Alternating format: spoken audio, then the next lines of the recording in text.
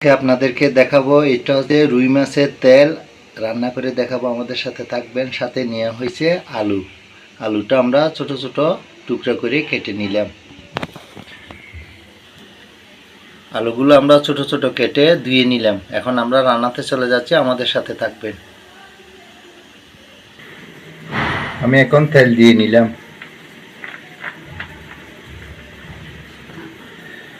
পেঁয়াজ কুচি এবং রসুন কুচি করে নিয়েছি, এখন দিয়ে দেব আমরা। রসুন কুচি দিয়ে দিলাম, সাথে পেঁয়াজ কুচিও দিয়ে দিলাম।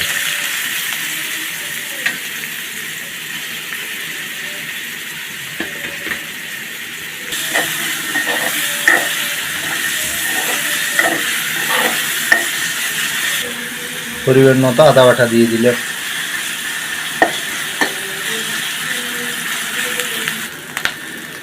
একটু গরম জল দিলাম।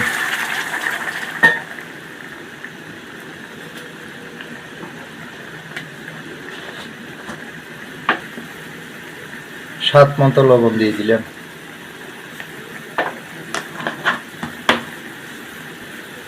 হলুদের গুঁড়ো দিয়ে দিলাম।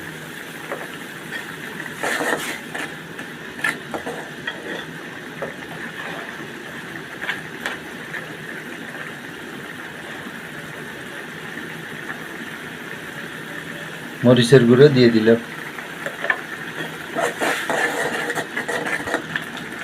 জিরে ধনিয়ার গুঁড়ো দিয়ে দিলাম পরিমাণ মতো। বন্ধুরা, ভালো করে কষাইতে হবে যাতে গন্ধটা না থাকে। 3 থেকে 4 মিনিট ভালো করে কষাইতে হবে।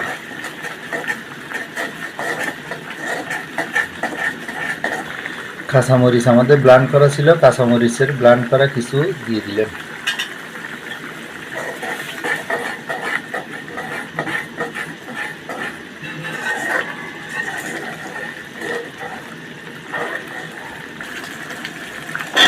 আলুগুলো দিয়ে দিলাম। আমাদের কষানো শেষ হয়ে গেছে, এখন আলুগুলো দিয়ে দিলাম। সিদ্ধ না হওয়া পর্যন্ত কষাইতে হবে।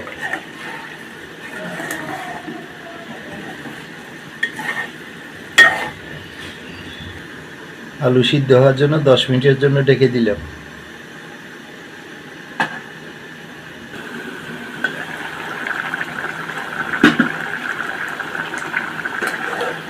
আমাদের আলু সিদ্ধ হয়ে উঠছে, এখন মাছের তেলগুলো আমরা দিয়ে দেব। একটু করে রাঁধুনি মাছের মশলা দিয়ে দিলাম।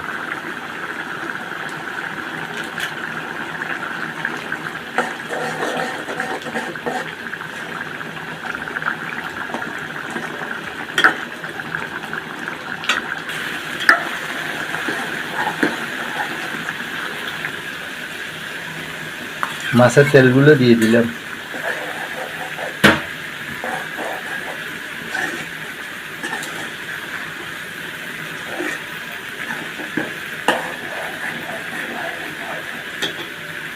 বন্ধুরা, এখানে আরেকটা জিনিস দিতে পারবেন, যেটা হচ্ছে ধনিয়া পাতা। ধনিয়া পাতা আমরা এখন খাই না, সেই জন্য আমরা ধনিয়া পাতাটা দিলাম না।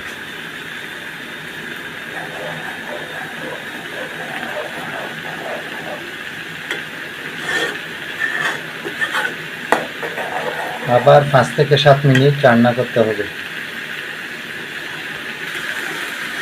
বন্ধুরা, এইভাবে মাছের তেল আপনারা রান্না করে ট্রাই করে দেখবেন, অনেক স্বাদ লাগবে।